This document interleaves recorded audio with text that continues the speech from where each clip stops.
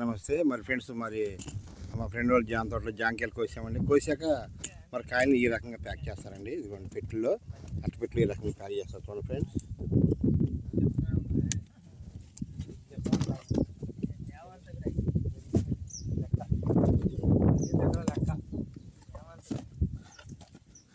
వచ్చారు అసలు చేసుకోనంటే చేసుకోనంట ముసలోళ్ళు బతినాడి ఎట్టగా తప్పించారు.